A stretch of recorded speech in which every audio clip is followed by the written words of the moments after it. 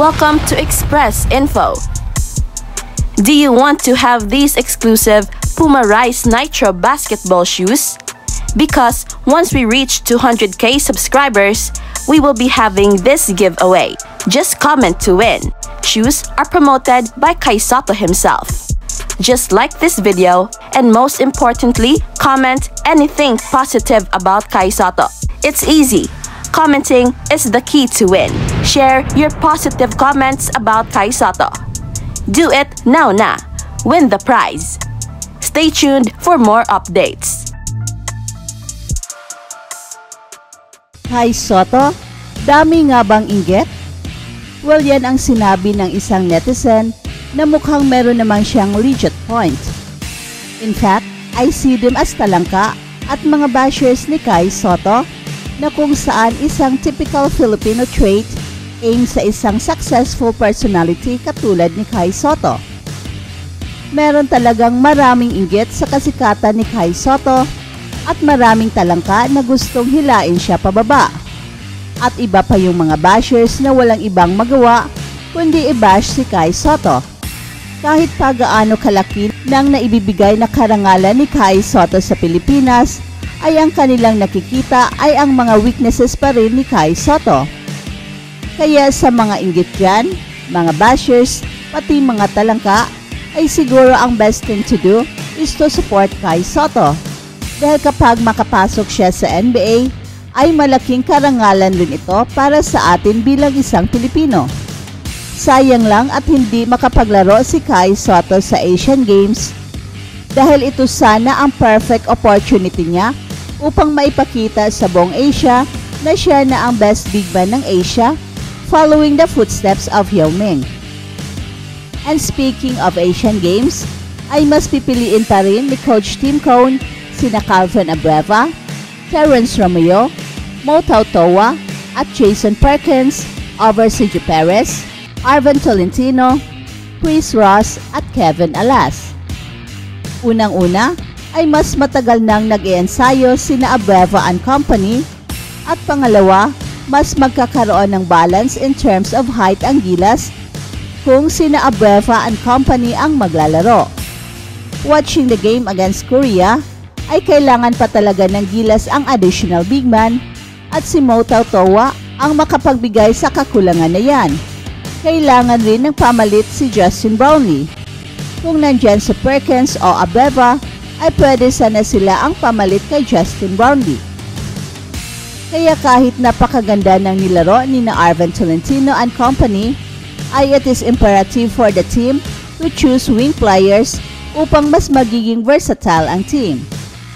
At sa nakikita ni Coach Tim Cone sa tune-up game, ay malaki pa rin ang kanyang paniniwala na merong mararating ang gilas sa Asian Games, target ng gilas ang gold medal.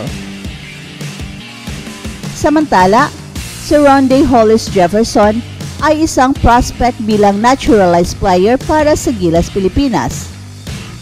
Bagamat handa siyang maglaro para sa bansa, may ilang hadlang na nagpahirap sa kanya na tanggapin ang alok na ito mula sa Samahang Basketball ng Pilipinas o SBP. Ang mahabang proseso ng naturalization sa Pilipinas at ang kanyang hangarin na makapaglaro agad ay ang mga hadlang para sa kanya upang tanggapin ang alok na yon. Sa halip, si Hollis Jefferson ay naturalized na ng Jordanian Basketball Federation na nagbukas ng pinto para sa kanya upang maglaro para sa Jordan sa kamakailang FIBA World Cup. Si TNT coach na si Jojo Lastimosa ay nagpahayag tungkol sa SBP na nagbigay ng opisyal na alok kay Rondae Hollis Jefferson na may edad na 28 years old na maging naturalized player ng bansa. Yes, the SBP wanted him. Yan ang sabi ni Jojo Lastimosa. At ngayon ay nauunawaan kung bakit ang pangalan ng dating manlalaro ng Arizona ay nasa original na 60-man list na isinumiti ng SBP sa Hangzhou Asian Games Organizing Committee o HAGOC bago ang deadline para sa entry by name list. Pero gusto ni Hollis Jefferson na maglaro agad at ang pagpayag sa alok ng SBP ay nangangahulugan na siya ay nasa dulo ng mga naturalized players na nasa ilalim ng Gilas Pilipinas. At kabilang dito sina Jordan Clarkson, Ange Kwame at Justin Brownlee. At kabaliktaran ito sa Jordan, kung saan ang tanging katulad niya bilang naturalized player ay si Dart Tucker, isang dating manlalaro ng DePaul University. He chose to be there because he's the only one. Yan ang pahayag ni Coach Jojo Lastimosa of Hollis Jefferson, who will once again reinforce TNT this time in the Commissioner's Cup. At napatunayan ni Hollis Jefferson ang kanyang halaga para sa Jordan sa huling World Cup, kung saan siya ang nanguna sa koponan sa scoring na may average na 23.6 points, kasama ang 7.8 rebounds at 4.4 assists. At sumiklab siya ng 39 points sa isang overtime loss na may score na 95-87 laban ng New Zealand. Nakamit ng Jordan ang kanilang kampanya sa World Cup nang walang panalo sa 5 laro at naging panghuli sa rank 32. Gayunpaman, umangat pa rin ang koponan mula sa FIBA rankings, kung saan nasa rank 32 ang Jordan sa buong mundo.